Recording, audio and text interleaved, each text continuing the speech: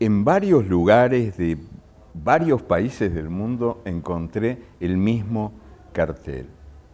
Me llamó mucho la atención ese cartel que estaba en los aeropuertos, en las estaciones de autobuses, en las estaciones de trenes, en todos lados un cartel que decía "Se busca". Y como me llamó la atención lo copié, y ya que lo copié, lo leo. Se busca. Peligroso sujeto fuera de la ley, matrero errante, vago y mal entretenido, sus hambres insaciables y su incapacidad de obediencia lo han hecho autor de numerosos delitos de alteración del orden y estupro de las reglas. Predica las virtudes de la locura y suele despistar a sus perseguidores viajando a bordo de una oreja en la oscuridad sonora y volando en los ojos que sueñan abiertos. Se le han comprobado más de 7 vidas, 100 pies y 1000 lenguas. Responde al nombre de Fernando Birri, pero se llama también con los nombres de todo el gentío que lleva adentro. Se advierte a la población que el fugitivo está habitado por una turbulenta banda de cómicos de la legua, magos, trovadores, buscavidas y malandrines. Se gratificará a quien dé cuenta de su paradero.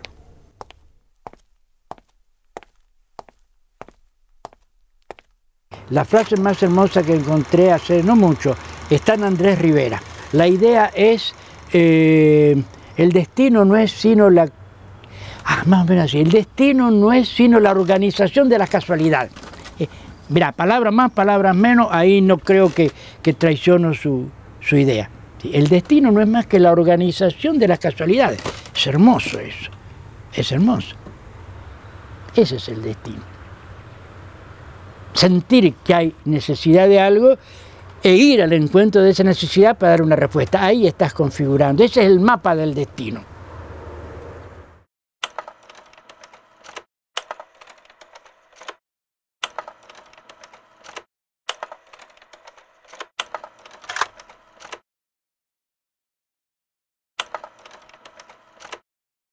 Mi relacionamiento con Fernando Birri ya viene de larga data. Viene casi, puedo decirse, desde mi nacimiento, porque nos encontramos, vivíamos en Santa Fe, él era casi vecino, iba al colegio con mi hermano y siempre nos encontrábamos con Fernando. Hasta el día que él me invitó a colaborar con él en una función de títeres que él estaba haciendo en su casa para sus cumpleaños. Yo después de esa función del teatro, yo salí así totalmente tocado por la cosa, ¿no? Era un mundo de imágenes, de colores, de música, que me acompañaron así. Le digo, estaba en una esquina, me dice Fernando, ¿y Manucho, vas a seguir trabajando con nosotros? Pero sí, Fernando, claro que voy a seguir. El retablillo de Maese Pedro eran marionetas, obras y además era un contacto directo con la gente. Decíamos como George Grierson, después aprendimos cuando empezamos con la historia del documental, que Grierson decía, yo trabajo con hombres y mujeres que vienen de la realidad. Con el retablillo, en el cual también estaba directamente Manuel Horacio Jiménez, estaba en algunas funciones Paco Urondo, el desaparecido Paco Urondo, un gran poeta argentino, estaba Brascó, Miguel Brascó, había un sinnúmero de gente que iba engrosando este retablillo que era un movimiento y recorríamos los barrios, las bibliotecas públicas, las escuelas, dando funciones. Estaba todavía en la etapa de la búsqueda.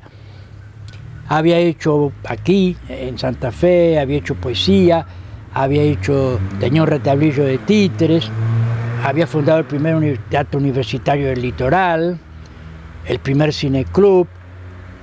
Como que había cubierto, teníamos un grupo de poetas, se llamaba Espadalirio, que era muy interesante.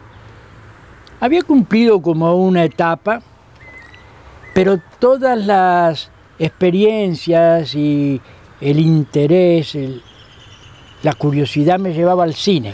Me llevaba al cine como un arte de suma de lenguajes. Y no se podía aprender cine. Esto yo lo conté muchas veces, te lo digo muy sintéticamente. El primer cine que yo aprendí a hacer fue el cine leído. Yo aprendí a hacer cine con un libro, mirá lo que era la Argentina de esos años, por otra parte. En los años 40 se editó en la Argentina un libro que se llamaba El sentido del cine, de Eisenstein, que eran fragmentos, recopilaciones de las lecciones de cine que él tenía en la Escuela de Cine de Moscú. Y empecé a leerlo y me acuerdo siempre que tenía una página interna que se desplegaba en papel satinado y estaban en la parte de arriba las fotografías de una de las secuencias del Alexander Nevsky, que es la lucha entre los rusos y los teutones. Y en la parte de abajo la partitura de Prokofiev, en correspondencia con los fotogramas de imagen. Y había una especie de metáfora visiva, sonora, visiva, ojo y oreja, los dos elementos, los dos músculos del cine, que no se me borró en el resto de mi vida, y eran el horizonte de la estepa, dos lanzas que surgen detrás del horizonte con sus pequeñas banderitas, y abajo, en el pentagrama de Prokofiev, dos notas que tienen también la media luna arriba y que emergen del pentagrama como las lanzas. Eso a mí me abrió un mundo. Me abrió un mundo. Yo creo que fue uno de los primeros momentos, si no el primero, donde aprendí a ver y escuchar cine, y a hacer cine.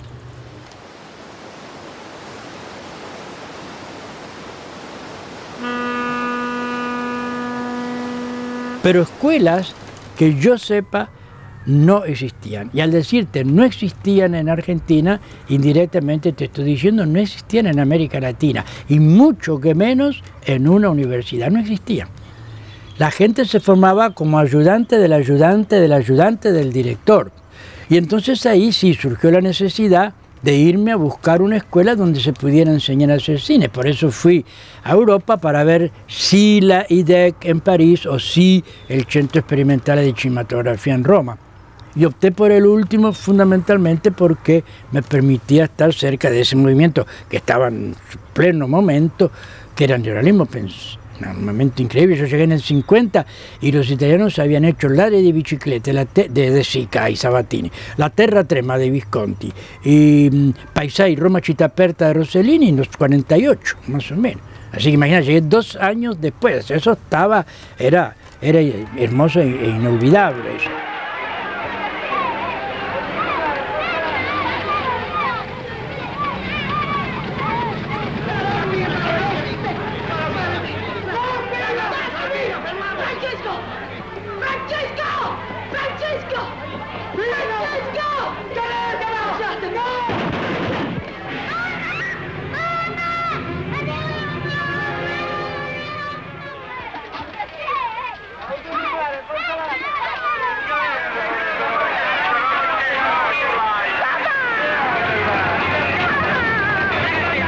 La recibí en el Centro Experimentale de Cinematografía, habían ido también García Márquez ahí, había ido Rudá Andrade de Brasil, Tarik Zucchi de Venezuela, Julio García Espinosa de Cuba, Gutiérrez Alea de Cuba, pasó Glauber Rocha de Brasil, por ahí pasamos, prácticamente pasó la famosa vanguardia, esa vanguardia de la cual te hablaba antes, del nuevo cine latinoamericano, que no hay uno que no se haya declarado en parte deudor de esa herencia. A mi entender, Fernando, al igual que toda una serie de nosotros en América Latina como cineastas del nuevo cine latinoamericano, si bien crecimos, si bien partimos del neorrealismo italiano, si bien esa fue una nutrición que durará toda la vida, creo que el gran mérito fue en un momento dado haber hecho una ruptura con el neorrealismo italiano. y haber caminado por nuestras propias realidades y con nuestras propias condiciones. Fernando, yo creo que la ruptura de él ha sido una de las más consecuentes y las más profundas, porque a mi modo de ver, Fernando, como ningún otro de nosotros, ha logrado navegar poéticamente a través del cine.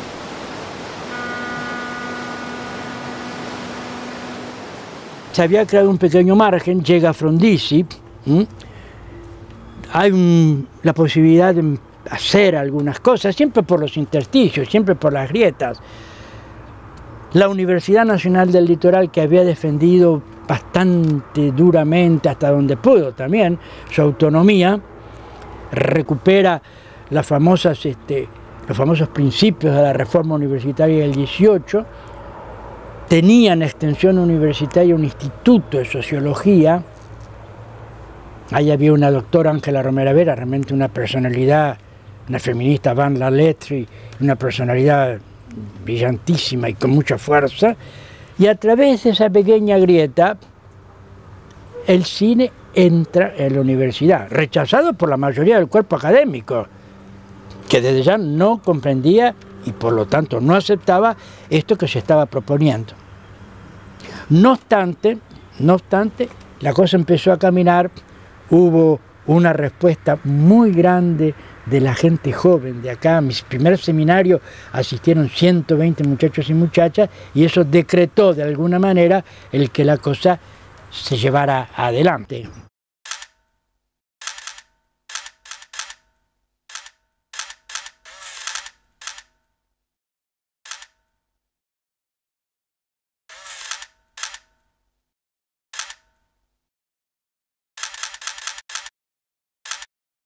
Y así nació el fotodocumental, que a su vez heredaba una experiencia que también había hecho neorrealismo, pero mirá un poquito las aparentes contradicciones y en verdad las paradojas históricas. Para los italianos fue el canto del cisne el neorrealismo. Cuando no pudieron filmar más películas, empezaron a publicar en la revista Cinema Nuevo estos fotodocumentales. Era la última manera de decir de alguna manera lo que querían decir y no podían ya hacerlo con cine. Para nosotros, en vez del ya, estaba el todavía. Nosotros no podíamos todavía decirlo con cine. Fíjate, pues esto es hermoso porque da también la dinámica de la historia cuando vos, frente al destino, como decíamos antes, intervenís también con tu aporte.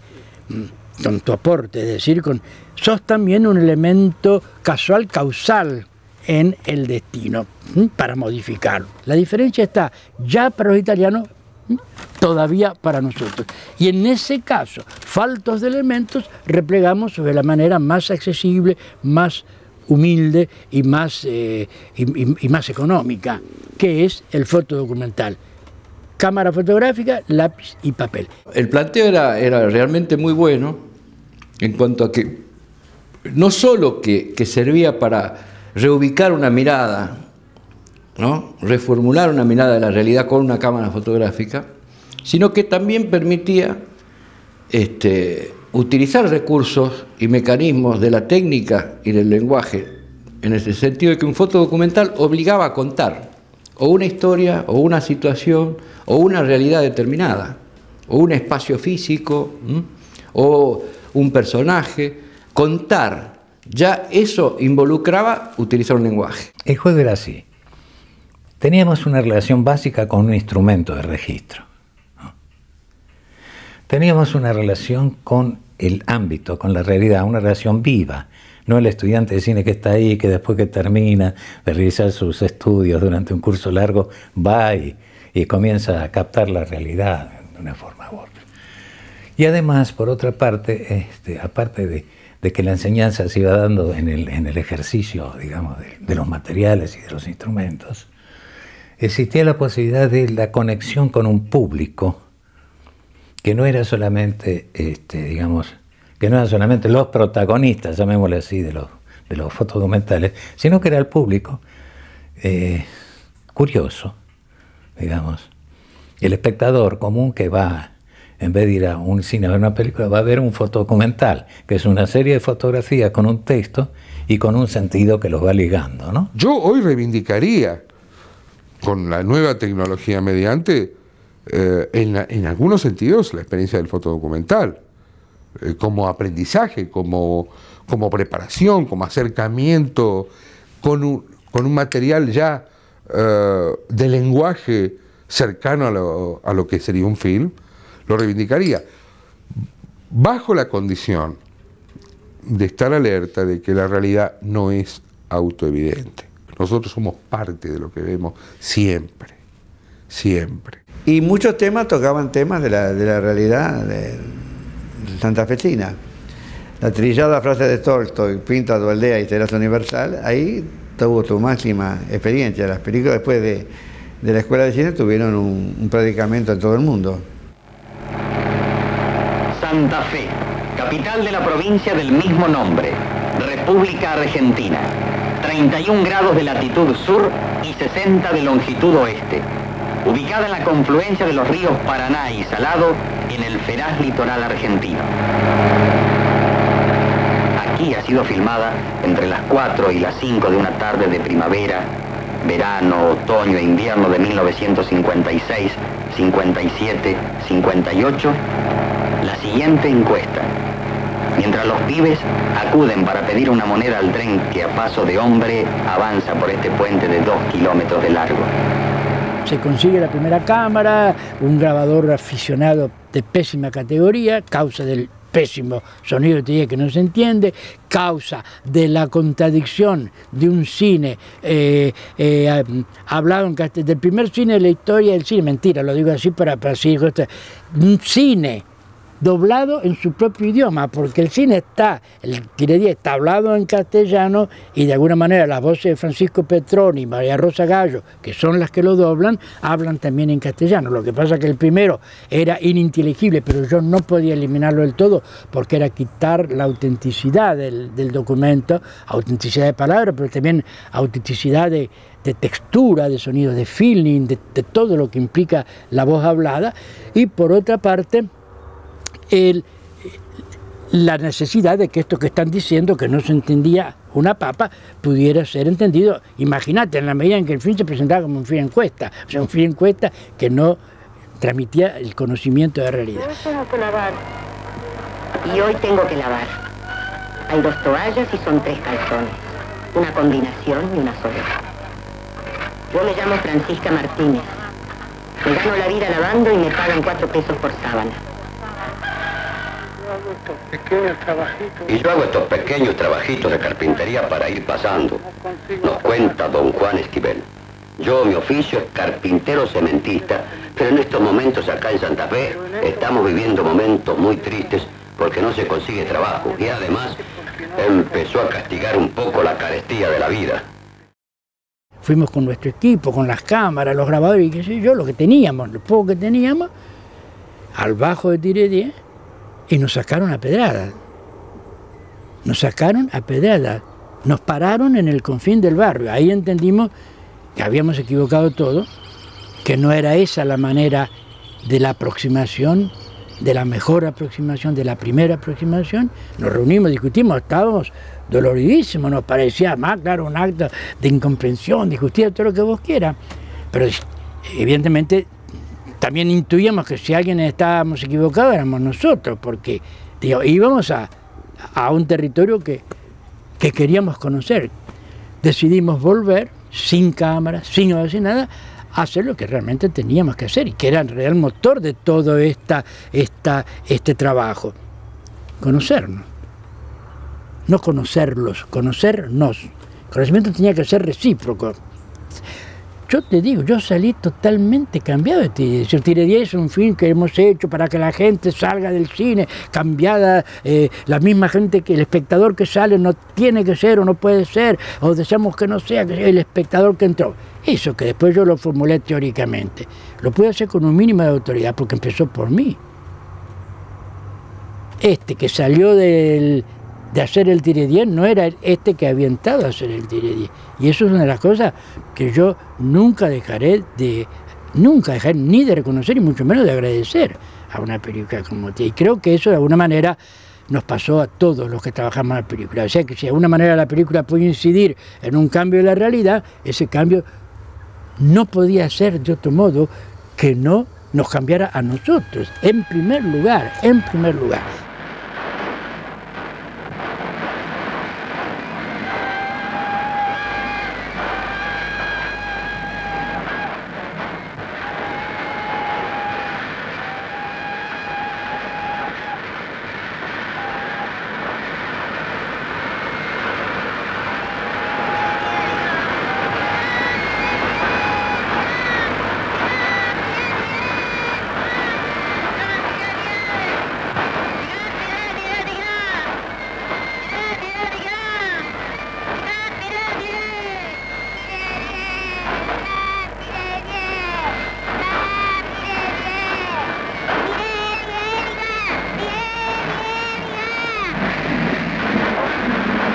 Pero al final,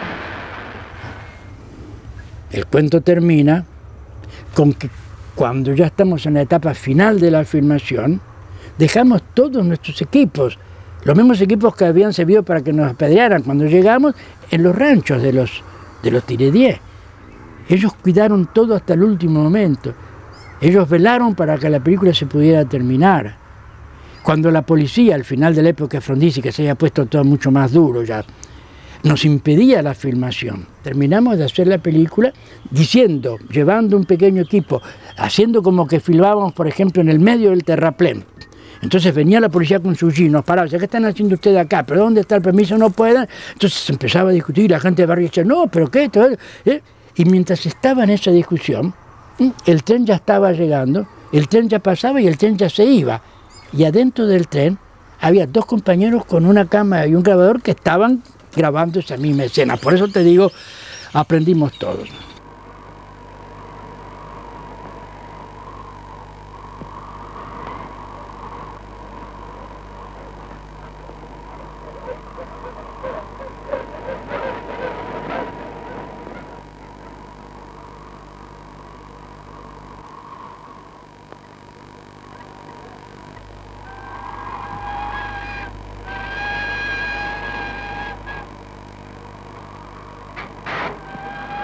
Interesó mucho porque hasta ese momento lo que había no tenía ese nivel metodológico de trabajo, vale decir, un acercamiento casi científico de indagación de una realidad a través de una metodología que combinaba el manejo de las ciencias sociales, diríamos por un lado, pero también la poesía en algunos momentos y los mensajes y los contenidos que emergían de ese tipo de estudio, ¿vale? Si no era un estudio meramente descriptivo o costumbrista de cómo vivía una gente en un determinado lugar, sino un análisis crítico de esa realidad, utilizando metodología de ciencias sociales y también de lo que era propio de la encuesta, que hasta ese momento no existía. Al final de la introducción decía, como equilibrio de esta función de negación, el documental cumple otra de afirmación de los valores positivos de esa sociedad, de los valores del pueblo, sus reservas de fuerzas, sus trabajos, sus alegrías, sus luchas, sus sueños. Consecuencia y motivación del documental social, conocimiento, conciencia, volvemos a tener conciencia, toma de conciencia de la realidad. Yo te agregaría así, concientización de la historia, problematización, cambio de la subida a la vida. Y después remata, conclusión, ponerse frente a la realidad con una cámara y documentarla, documentar el subdesarrollo. Y la frase lapidaria, el cine que se haga cómplice de ese subdesarrollo es subcine. Esta es la única frase que yo realmente hoy salvaría así como está dicha. Para mí sigue siendo igual. Por eso te decía, afortunadamente, esta frase casi ya no tiene vigencia, porque todo lo que estamos entendiendo o inclusive sobreentendiendo como nuevo cine latinoamericano no es cómplice del subdesarrollo, no lo es. Hemos madurado, yo creo que sinceramente ha habido una maduración global que atraviesa varias generaciones, específicamente de cineastas, videoastas y teleastas latinoamericanos. Eso lo tengo más o menos, para mí, más o menos confirmado, digamos. Y en esos cambios, en esas maduraciones, habría que decir que no es indiferente haber dado a la dimensión del documental o haber incorporado en la dimensión del documental una instancia que en mi época, cuando hacíamos estas cosas y decíamos estas cosas, naturalmente no aceptábamos. Y es la dimensión subjetiva del documental. Si vos me decís, bueno, pero en todo esto, ¿qué es lo que enriqueció más la dimensión del documental? Yo te respondería la dimensión subjetiva. Haber concientizado también, una vez más, de que frente a la cámara está la realidad. Eso es lo que uno me dice, pero que detrás de la cámara hay un hombre que mira esa realidad, un hombre o una mujer. Y que por lo tanto esa visión de la realidad, de alguna manera, está también teñida de esa subjetividad.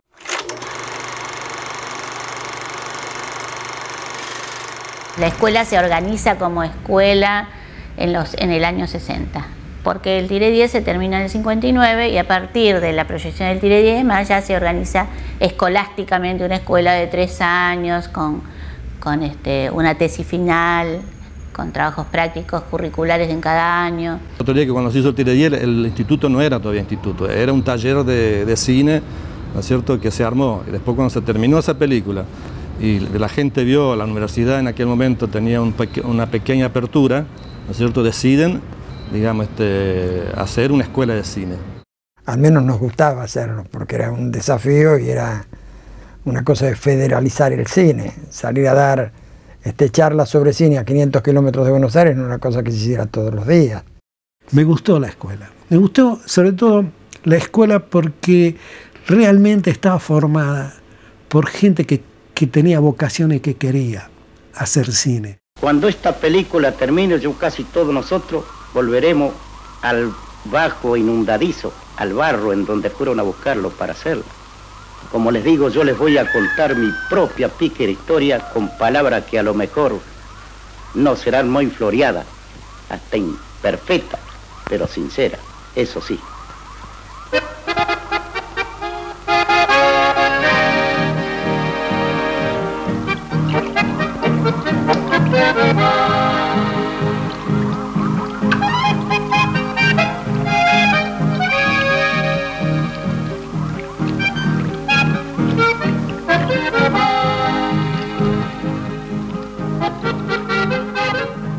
Yo siempre escribí manifiestos acompañando las películas, porque a los latinoamericanos nos gusta esa cosa de los manifiestos. Es una manera de clarificar también nuestras posiciones, empezando por clarificárnoslas a nosotros mismos, o a mí mismo por lo menos. Y entonces lo que efectivamente decía el manifiesto de Tiré era por un cine nacional realista y crítico. Cuando llegué a Los Inundados, agregué una dimensión más que era y popular, porque la ficción me consentía aspirar a que una película como Los Inundados tuviera un público popular en el sentido de públicos de salas cinematográficas más amplio que podía tener Tiré 10, que por su naturaleza estaba destinado a circuitos más marginales. Y efectivamente con Los Inundados se abrió una línea donde se trataba de conjugar, y acá volvemos a la pregunta anterior, un cine popular y culto a la vez, cosa que para mí no fue nunca contradictoria. Y de alguna manera, sinceramente, lo constaté. El problema no estaba en lo culto y lo popular. Lo que prácticamente no se podía juntar como la sal y el vinagre era lo inculto y lo popular. Lo realmente inculto, toda esa pequeña y media burguesía de empresarios, fundamentalmente exhibidores, distribuidores y exhibidores cinematográficos que decidían en ese momento, antes de ese momento y hoy todavía, qué es lo que le gusta al público y qué es lo que no le gusta. Y vos sabés que todo lo que hemos intentado asociar en este país, bueno, todos no puedo decirlo, pero mucha parte, que yo además conozco personalmente, han tenido esta misma experiencia, la experiencia de un distribuidor o de un exhibidor que no pasa la película porque según él, esa película no va a gustarle al público. Es una concepción inclusive digestiva, digamos, el gusto, tiene que gustar, es un poco amarga, entonces la primera dice, pues eso es mentira. Realmente fue un fila escuela,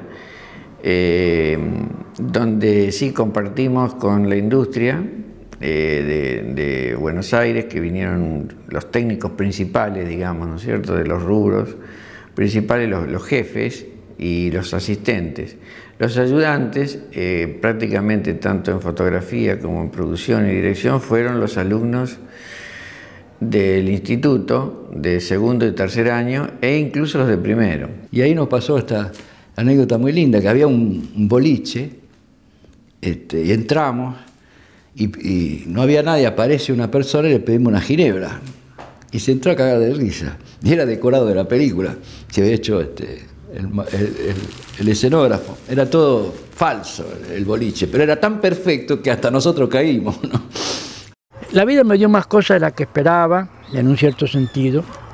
Me sacó más cosas de las que esperaba. Tengo que eso hacia la vida, no sé, a veces pensar, ¿no? De que el destino, si querés, ¿eh? Te contesto con una frase que ya está dicha por doña Óptima Gaitán, la gorda de los inundados, cuando terminan el viaje y vienen en el vagón del tren, y donde están todos los frutos, flores y animales de la tierra, que es como un arca de Noé, así. Y la gorda está cosiendo así, tiene ese diálogo sereno con el maestro, una situación que jamás se hubiera dado en su rancho del Bajo de la Boca del Tigre. Están tomando mate, comiendo tortitas fritas ahí, tortitas negras, ¿no? Así. Entonces la gorda por un momento deja de coser y hablando con ella misma se mira las manos y dice, sí, yo no sé a quién echarle las culpas, si a nosotros, si al destino. Yo a veces me pregunto, ¿a quién hay que echarle las culpas? Si a nosotros, si al destino. Entonces Dolorcito Knopf le contesta, a los gobiernos. A los gobiernos. Y ahí está un poco la síntesis de la película. Y sobre todo en el final, cuando la misma Óptima va entrando a su rancho, ya llevan las cosas que les había de alguna manera enfangado la inundación, lavan todo, están así, ponen los retratos, el retrato de la madre que está muerta, bueno, las sábanas, y va entrando en el rancho, y entonces uno de los vecinos que se acerca ahí, creo que es el viejito Orellano, le dice, ¿quién hubiera dicho usted por el mundo? Una frase algo así, ¿no? Y la vieja le dice, se para también ahí, siempre así, dice, ¿qué quiere que le diga a don Orellano? Dice, es mi casa y es todo, pero francamente ya no me hallo, ya no me hallo. En esa frase está a la luz de la conciencia, a la luz del sol de la conciencia, como la luz de un fosforito. Pero eso era lo que de alguna manera querríamos, hubiéramos querido, quizás querramos todavía, suscitar en el espectador. Es mi casa y es todo, pero ¿qué quiere que le diga don Orellano? No me hallo. No sé lo que le pasa. Ahora vaya a saber para cuándo será la otra inundación.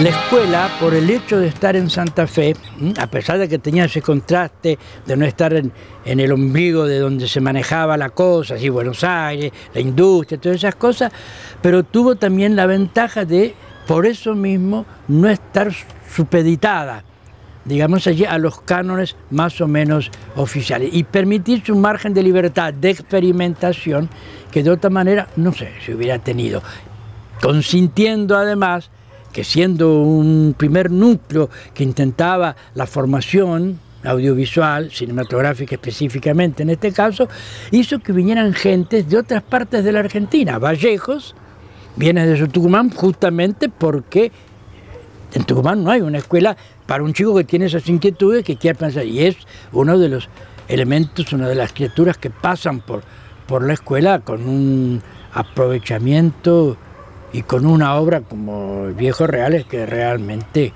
superan todas las cosas que había hecho la escuela hasta ese momento, y introduce, fíjate vos, en otra dimensión mucho más, si querés, lanzada todavía, mucho más iconoclasta, lo mismo que se propone a Los Inundados con el fin documental, ficcional.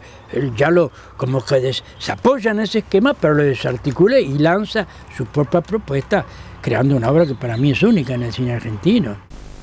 Antes, claro, antes había trabajo, pero lo mismo se moría de hambre. Ahora Ahora, por lo consiguiente, ahora no hay trabajo y toda la gente se muere de hambre. Al final, antes era igual que ahora. Porque solo los patrones tienen plata, ¿no es cierto? Solo los patrones tienen plata. Vean, desde que yo tengo conocimiento, el obrero está liquidado, ¿ah? Y dado utilidad a los patrones, ¿sabes? Y dado utilidad a mis patrones. Y al último soy lo mismo yo, ¿ah? Al último soy lo mismo nomás yo. Y trabajamos inútilmente, ¿ah? Inútilmente y trabajamos para darle ser al patrón. Y por si fuera poco, empiezan a llegar no solamente de Tucumán o de Córdoba, sino de otros lugares de América Latina. Y llegan los dos primeros estudiantes brasileros de San Pablo, que son los que te digo. Vlado Herzog, un periodista del Globo que hace televisión en el Globo, y que lamentablemente, porque la historia tiene muchos ecos y reflejos, aparece colgado con su propia corbata una mañana en la cárcel de San Pablo, porque se había transformado realmente en un periodista televisivo con un gran coraje y con una gran capacidad de denuncia y de escuche de su denuncia. Así que, y Maurice Capovilla, que en cambio pasa a ser un director de hermosas películas, de las cuales hay una, El Profeta do Fome, El Profeta del Hambre, que es realmente la quintesencia de lo que podía ser nuestra realidad, su realidad si querés, y un cine que realmente, perteneciendo al mundo de la surrealidad, no sea su cine, sino todo su contrario. Na hora que acabou-se todo comer de João, ele disse ao companheiro Manuel: tem compaixão, abre teu saco e me dá pedacinho de pão. Eu creio que a Escola de Santa Fé é a primeira grande influência, a grande e máxima influência do cine documental, nel cine documental brasileiro. Foi a presença de Fernando Birri, de sua escola, através de suas películas, que motivou uma grande parte dos cineastas jovens da época a hacer cine direto. O cine direto é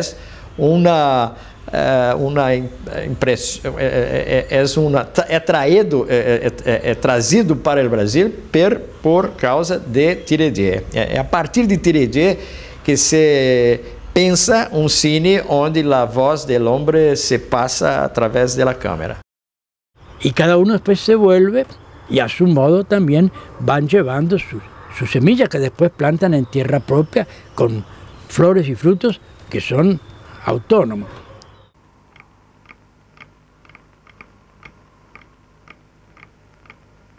Yo te espero. No, vamos.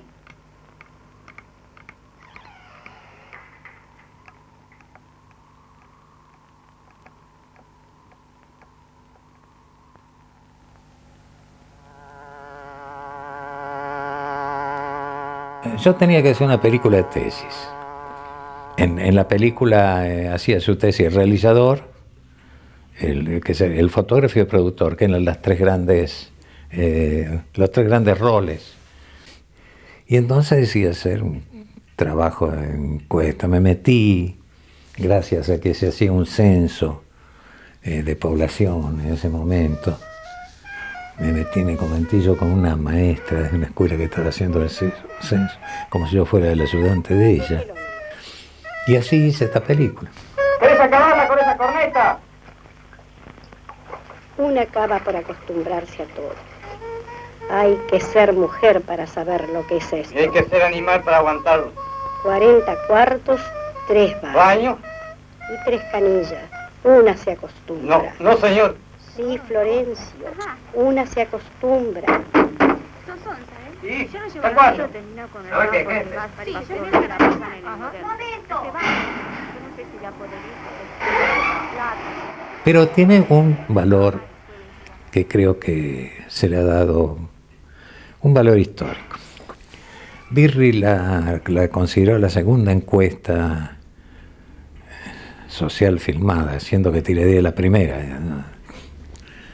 Y al poco tiempo se exhibió en Cineclub Núcleo, se alcanzó a exhibir en la Facultad de Ingeniería, creo. Y al poco tiempo llegó un decreto. En ese decreto no solo, digamos, ordenaba el secuestro de los negativos, sino que prohibía la película en todo el territorio del país. Habría que declarar la vivienda de utilidad pública. Ah, ¿cómo serían ricos algunos?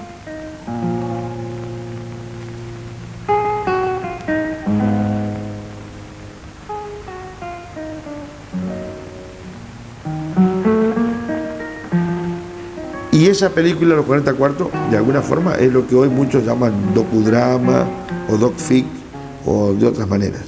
Fue una experiencia re valiosa, que fue una película secuestrada por el gobierno del doctor José María Guido, porque trataba el problema de la vivienda. Éramos una escuela sospechosa, tuvimos siempre algunos problemas, bueno, la prohibición de los 40 cuartos, que en realidad no era una prohibición de tipo político, era más bien una prohibición, ¿cómo podríamos decir? Era político, pero en definitiva los notables de la ciudad que poseían conventillos y todo eso, incluso creo que los propietarios de los 40 cuartos son los que iniciaron ese tipo digamos, de tentativas con las autoridades de las cuales obtuvieron satisfacción, ¿no? Hay que ubicarse en la época, ¿no? Una época complicadísima. Y desde la universidad había mucho movimiento en contra la escuela. Además porque la escuela llevaba un presupuesto que las otras facultades no querían que la escuela lo tuviera. Pensaban que el cine no debía ser hecho dentro de las universidades. Entonces al Fernando no le renuevan el contrato, ni como director ni como profesor. Risas y sonrisas para una luna de miel. El número acompaña el año 1973.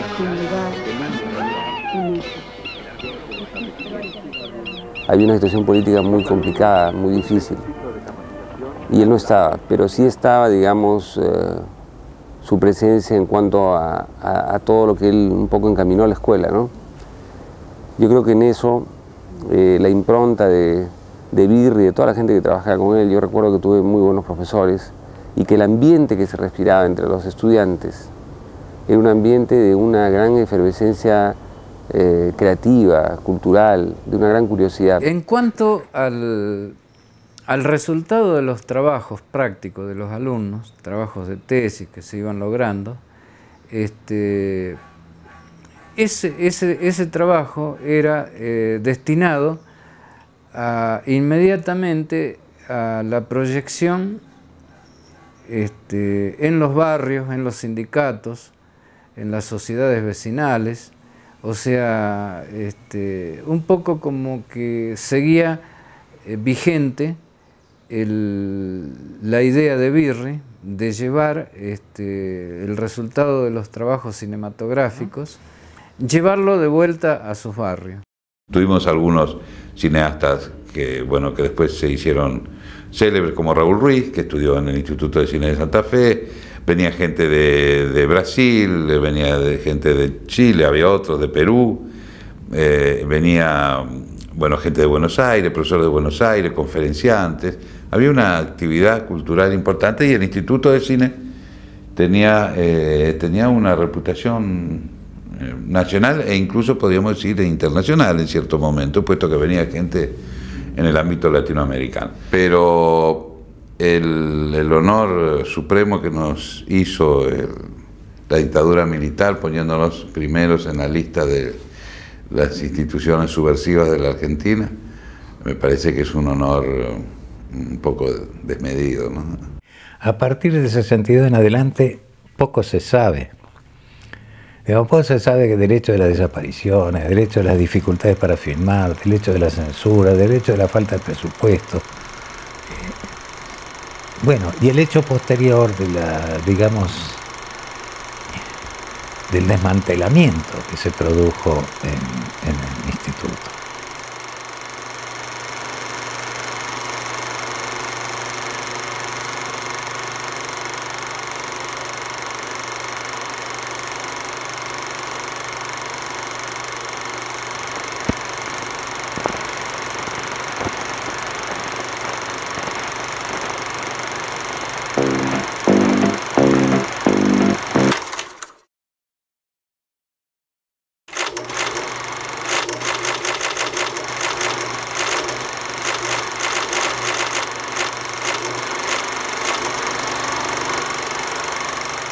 ya comenzó a crecer y crecer y crecer.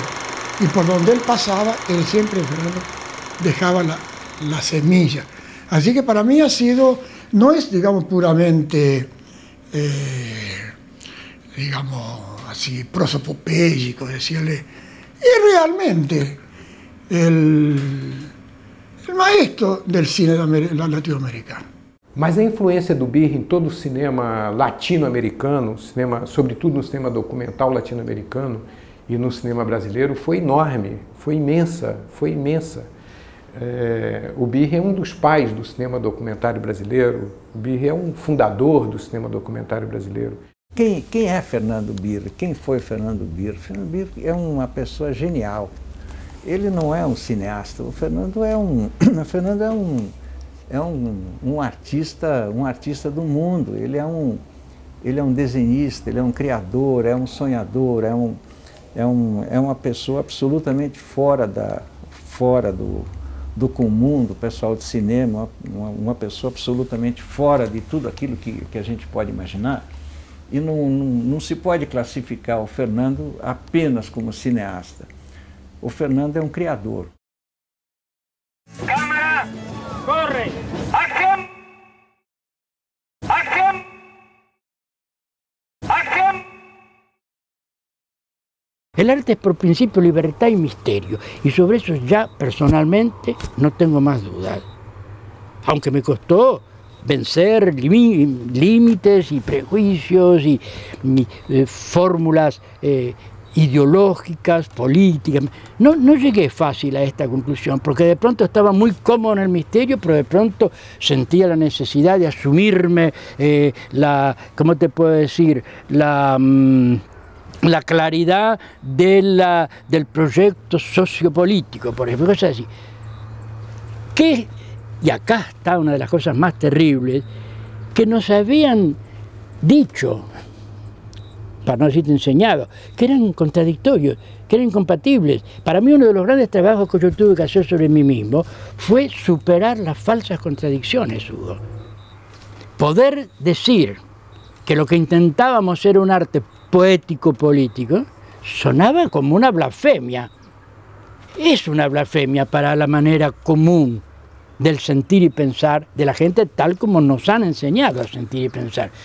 Pero es la verdad más profunda a la que hubiéramos podido llegar si hubiéramos trabajado un poco sobre nosotros mismos, destruyendo las capas que ocultan nuestra verdad como una cebolla. Y por eso también en mi metodología, en la metodología del documental, que por otra parte para mí es una herramienta más para la construcción de otras dimensiones, ficción incluida y viceversa, realmente me pareció que todo esto no era sino tentativos de aproximación a una realidad que no es la realidad que ves a primera vista. Creo que lo que dice la experiencia de Santa Fe es que en cualquier de estas opciones, ¿no? Si uno hace un documental para analizar la realidad, para influenciar personas, para convencer personas, la poesía tiene que estar presente de cualquier manera, o sea, que tiene que hacer parte del lenguaje, que la poesía que está en la realidad, que puede estar en la belleza de la realidad, como también en la fealdad de la realidad, que esta poesía tiene que ser como una línea de conducta del cine que objetiva transmitir esta realidad. Creo que esta es la cosa más importante como contribución, como herencia de la experiencia de Santa Fe, es que de cualquier manera la poesía es como matriz del lenguaje del cine documental. Yo conocí a Fernando cuando no lo conocía, es decir, en los años 50, cuando él estaba haciendo Tire 10, nosotros estábamos haciendo aquí el Mégano.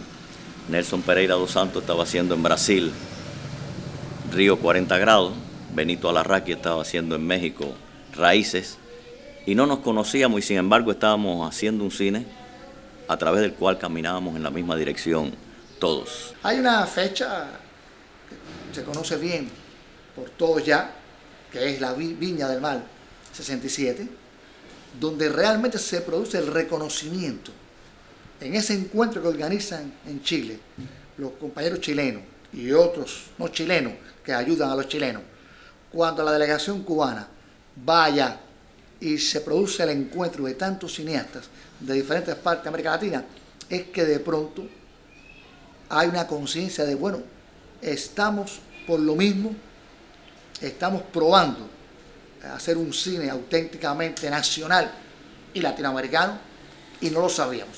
Em 67 se realiza pela primeira vez em Vinha del Mar festival de cinema, Festival de Vinha del Mar, onde pela primeira vez cineastas da América Latina se encontravam em território latino-americano. O pessoal se encontrava em Pesaro, na Itália, em Florença, não sei aonde, mas pela primeira vez se encontra aí. E dada a evolução política e histórica da América Latina, se formou um comitê chamado Comitê de Cineastas da América Latina, que pretendia, entre outras coisas, tentar viabilizar ou pelo menos a divulgação de filmes latino-americanos dentro da América Latina e eventualmente algumas coproduções ou mostras de filmes de um país no outro.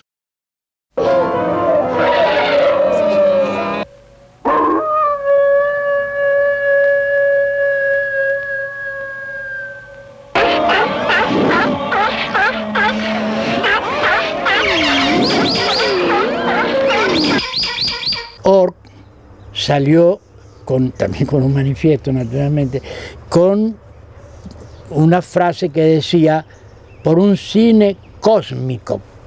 Ahí fue la invención del cosmunismo, por un cine cósmico, delirante y lumpen. Entonces yo me preguntaba, ¿qué tiene que ver esto con lo que hice hasta ahora?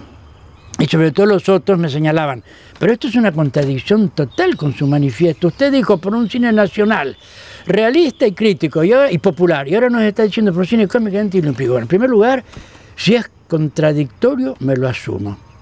Pero pensándolo bien, no me siento como que estoy traicionando el viejo manifiesto.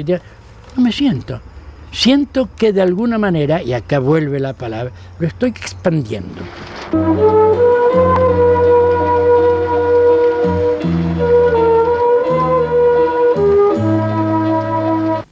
Por un cine cósmico, no es sino la expansión interior de mi concepto de lo nacional. Claro, en su momento la postulación era, no podemos hacer un cine nacional sin el contrapeso del internacionalismo. Y nosotros en ningún momento queremos hacer un cine nacionalista, sino un cine nacionalista. Afortunadamente tenemos la C y la Z y podemos diferenciarlo. Pero en el momento de hoy, el internacionalismo, que todavía es un valor político, se transforma en la cosmicidad, lo cósmico, que ya es un valor experiencial, es un valor vivencial. En el momento en que aparece la palabra delirante, el contrapeso es realista. Sí, ahí hay una ruptura, pero también mi comprensión de que el delirio forma parte de la realidad. Yo hasta ese momento, hasta la experiencia de Ork, había pensado que la historia tenía siempre la razón. Y los primeros años de mi segundo exilio lo viví con una amargura, una sensación de fracaso, de frustración y sobre todo de inutilidad, porque pensé que todo lo que habíamos hecho con la Escuela Documental de Santa Fe era inútil, no servía para nada. Mi razonamiento era, ¿cómo puedo ser tan estúpido de pensar que yo tengo razón y la historia no la tiene? Si la historia destruyó todo eso, yo que presumo de ser un historicista, ¿cómo voy a decir ahora que la historia se equivocó? Y llegué a la conclusión que sí. Llegué a la conclusión porque las circunstancias me lo demostraron. Cuando empezaron a llegar los primeros síntomas de que esa experiencia, mirá lo que te digo, ojo porque es así, textual, SIC, había servido para algo. No te digo más que eso, no te digo, no me vengas con eso. Simplemente había servido para algo. Eso es lo que a mí me importaba. Todo el resto, burbujas. No. Pero veo, Pino Solanas me lleva a ver La Hora de los Hornos, en una húmeda mañana romana, en un una húmeda salita de proyecciones de Cinecittà, sin decirme nada. Y cuando pasa la película, aparece de pronto ese pequeño fragmento que Pino pone en la película. Para mí fue un knockout, porque yo pensé que esa película se le había tragado el tiempo. Y de pronto ver la repropuesta, y en una obra que yo ya desde los primeros fotogramas sentía que tenía esa fuerza, esa capacidad de irrupción, de quebrar, de innovar que tiene La Hora de los Hornos, entonces por primera vez empecé a pensar que efectivamente tan equivocados no habíamos estado. Entonces, claro, después empecé a dar cuerda a esta idea y hoy te puedo decir que creo que la historia se equivoca, la historia no va en línea recta, va en zigzag, hace espirales, se duerme, se emborracha, se enloquece. Entonces, en ese momento, efectivamente, recupero el delirio. La historia también delira, la historia también es capaz de delirio, para bien y para mal, porque en ese delirio está el mayo del 68, para bien, está la llegada del hombre a la luna, para bien, y es lo que da la dimensión cósmica a la película, ya en términos históricos, está la muerte del Che, para mal. Entonces, en este contexto, te señalo ahora con un triángulo, porque en realidad es esférico, es donde yo me coloco para tratar de transmitir esta película. Y el tercer puntal, valor, referente, como quieras, que es en el manifiesto original, crítico y popular, conserva lo de crítico, por eso no lo digo, no lo modifico, lo dejo intacto, está ahí subyacente, aunque la película participa también de una categoría lúdica, y transformo lo popular en lo lumpen, porque en ese momento, en mi condición personal, y en la aclaración de que en definitiva todo mi cine, por alguna u otra razón, es el cine de los ofendidos y humillados de la historia, de los cuales yo formo parte. El primer lumpen soy yo dentro de este contexto. Es un cine de, por y para lumpens. Y asumo entonces lo de un cine cósmico, delirante y lumpen para ahora, que está con respecto al manifiesto de los inundados por un cine realista, crítico y popular, como los paralelos celestes a los paralelos de la Tierra, o sea, un expanded cinema, un cinema expandido, o me gustan más los gerundios porque son activos, un cine en expansión. Yo hoy personalmente ya no estaría en grado de decirte qué es nuevo cine latinoamericano, como me preguntás, y qué no lo es. Porque pienso que aquellas ideas que manejamos en lo que se dice que son los orígenes del nuevo cine latinoamericano, ideas que nacieron estando nosotros no comunicados, sino por el viento del siglo, ¿no? Es decir, porque de alguna manera era el viento que soplaba en ese momento en América Latina, y nosotros éramos como las hojitas externas de un gran bosque, de una gran selva, que sentíamos esto y temblábamos, posiblemente antes de que temblara toda la selva. Ahora la selva tiembla entera, es una selva que tiembla. Eso es el nuevo cine latinoamericano. He pensado, inclusive alguna vez lo he dicho, que habría que eliminar la palabra nuevo. Hoy todo lo que se está haciendo es lo que era nuevo una vez, de alguna manera. No equivoquemos, no quiero decir que se está haciendo eso, quiero decirte, nace de esa brújula. La otra alternativa, sobre la cual después me replegué, porque me di cuenta que tratar de eliminar la palabra nuevo era como matar la gallina de los huevos de oro, en el sentido de que era como matar nuestra riqueza espiritual, porque material, vos sabés muy bien todos los problemas con los cuales hemos tenido que luchar todos nosotros, vos, yo y todos los que estamos tratando de hacer algo. Entonces dije, sí, bueno, entonces ha llegado el momento de lo que nos llamemos nuevo cine latinoamericano, o nuevo cine latinoamericano. Entonces, pues ya ironizando un poco sobre la cosa, dije, o nuevo, y agreguen, hagan, hasta que al final recorre así el ecuador cinematográfico y se vuelve a tocar, de manera que se transforma en un sinfín. Porque claro, están las premisas del nuevo cine latinoamericano, que el nuevo cine latinoamericano se construye cada día, con cada día. Es sorprendente constatar los vínculos con todas las generaciones de cineastas que en algún modo se vinculan a un legado que ha dado Fernando. Fernando es indudablemente el hombre que se puso, o el hombre que puso el problema de la condición humana en el continente como ningún otro antes se lo había puesto. Su presencia es desde luego una presencia siempre necesaria, sea en lo físico, sea en la evocación de su figura, de sus enseñanzas, y creemos que es de verdad uno de los compañeros más necesarios en el sentido más amplio de esa palabra para el cine latinoamericano actual y para el cine que el mismo Fernando Birri ha llamado nuevo cine latinoamericano. Esta escuela, antes de nacer, cupo en un sobre ambulante. Para explicarnos mejor, allí encerrábamos 3 figuras, un círculo rojo, un cuadrado azul y un triángulo amarillo que hoy, superpuestos, son el logos de esta escuela antiescolástica.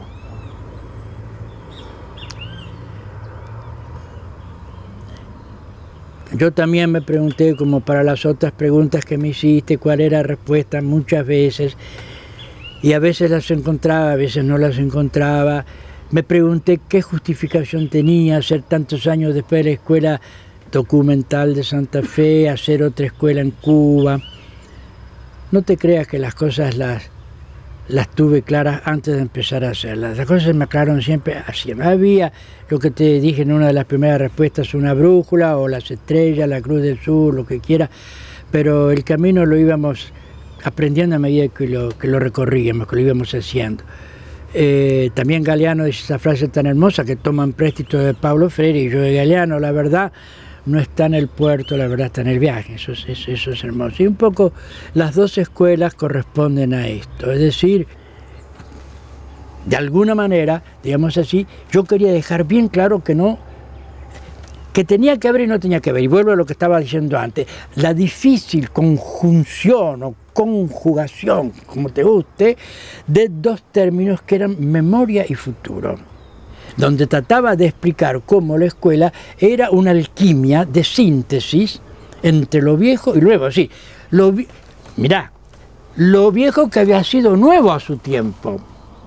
La manera de Fernando dirigir la escuela, de una participación de todos, donde vida y arte eran la misma cosa, donde los trabajadores, todos, participaban, porque de hecho el carpintero no puede alejarse de las escenografías, o no puede, pero integrarlos al documento que es la vida misma, ha sido la experiencia más grande de la escuela. Formación teórico-práctica, esto es clave.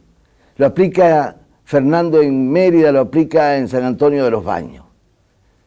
El cineasta se forma, o el estudiante de cinematografía se forma con el instrumento en las manos, dominando el recurso, dominando el medio de producción, aprendiendo a hacer cine haciendo cine, pero algo más, con la imaginación estallante siempre. Esta escuela, ¿en qué se parecía y en qué no se parecía a la escuela de Santa Fe? No se parecía en sus objetivos específicos. La escuela de Santa Fe era una escuela documental. La escuela de Cuba era una escuela, repito, multimedial. Antes de la época no se usaba todavía esa palabra, pero la escuela multimedial. Por otra parte, era una escuela que se hacía para los estudiantes de América Latina, para un continente, y el Caribe, África y Asia, lo cual implicaba un proyecto que de alguna manera respondía a la vieja aspiración de la tricontinental, del sur del mundo. Era una escuela para el sur del mundo, era una escuela para una ciudad. O sea, imagínate la diferencia. Personalmente, yo no hubiera entrado nunca en una reedición, en un remake de lo que era la escuela de Santa Fe. Se trataba de entrar. Por otra parte, también, toda esta experiencia, para mí había sido de una utilidad definitiva. Entonces, sentía de que no tenía por qué renunciar a todo eso. Y entonces salvé lo salvable y quemé lo quemable. Y así nació esa escuela. Esa escuela es como una ave fénix. La Escuela de Cuba nació de las cenizas de la Escuela Documental de Santa Fe y del soplo de la Revolución Cubana. Si te gusta la metáfora, déjala, si no, sacala. Pero es eso. En definitiva, es eso, es verdad.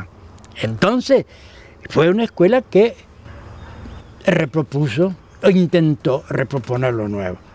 Y Fernando dejó toda su huella en la escuela desde el comienzo. Y hoy día, realmente cuando uno habla de la escuela, cuando uno hace una referencia en la escuela, pues siempre piensa en las primeras palabras que dijo Fernando, en el acta de nacimiento y en toda la acción de Fernando, en todo ese sentido humano, solidario, poético que dejó Fernando en la Escuela Internacional de Cine y Televisión.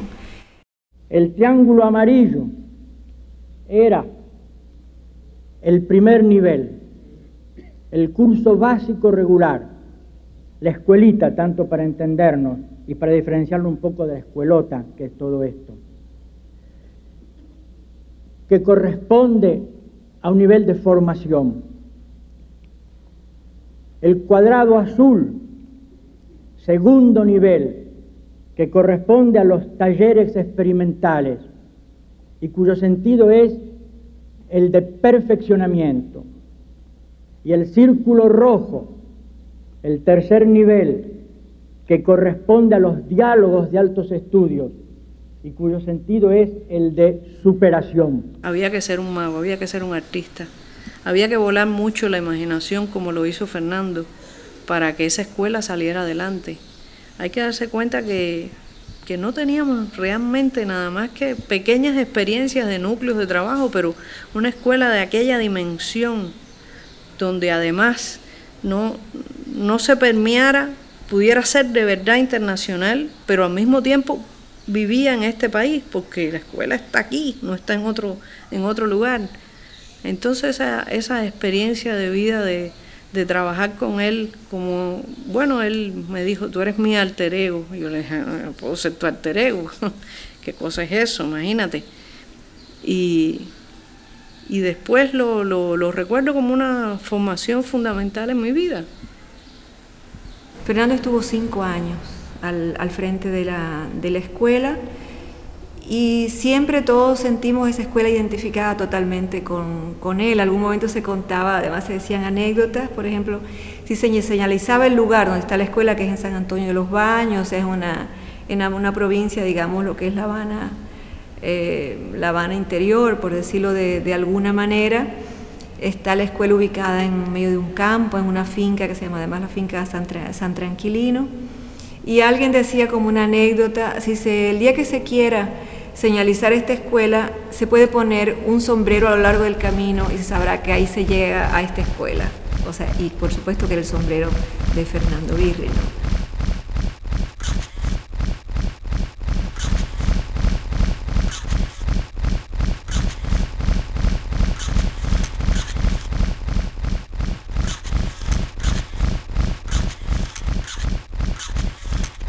Todo lo que yo he hecho hasta ahora no lo he vivido nunca más que como una aventura, y una aventura en términos más lingüísticos y artísticos, si querés, quiere decir experimentar cosas. Y eso es lo que traté de hacer toda mi vida. El resultado son propuestas. Además es todo tan efímero que pretender así que una obra sea inmortal me parece un poco, no sé, parece un poco como falto de humor, como falto de, y sobre todo falto de humor, de autoironía.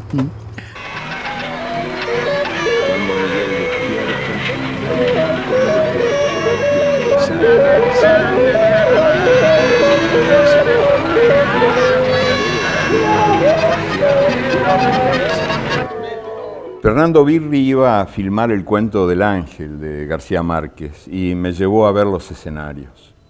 En la costa cubana, Fernando había fundado un pueblito de cartón y lo había llenado de gallinas, de cangrejos gigantes y de actores. Él iba a hacer el papel principal, el papel del ángel desplumado que cae a tierra y queda encerrado en un gallinero. Marcial, un pescador de por allí, había sido solemnemente designado alcalde mayor de aquel pueblo de película. Después de la formal bienvenida, Marcial nos acompañó. Fernando quería mostrarme una obra maestra del envejecimiento artificial. Una jaula destartalada, leprosa, mordida por el óxido y la mugre antigua. Esa iba a ser la prisión del ángel, después de su fuga del gallinero. Pero en lugar de aquel escracho sabiamente arruinado por los especialistas, encontramos una jaula limpia, bien plantada, con sus barrotes perfectamente alineados y recién pintados de color oro. Marcial se hinchó de orgullo al mostrarnos esta preciosidad. Fernando, mitad atónito y mitad furioso, casi se lo come crudo. ¿Qué es esto, Marcial? ¿Qué es esto? Marcial tragó saliva, se puso colorado, agachó la cabeza y se rascó la barriga.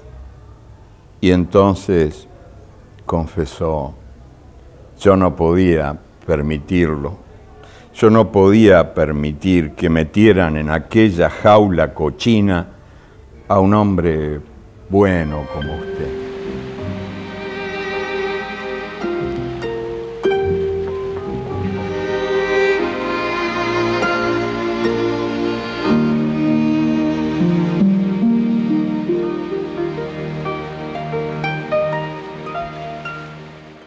Eso del papá del nuevo cine latinoamericano fue una de las infinitas invenciones de don Gabriel García Márquez, que cuando inauguró la fundación del nuevo cine latinoamericano habla un poco de quienes fuimos los promotores, un poco de esa idea, o sobre todo fundamentalmente de la escuela, y qué sé yo.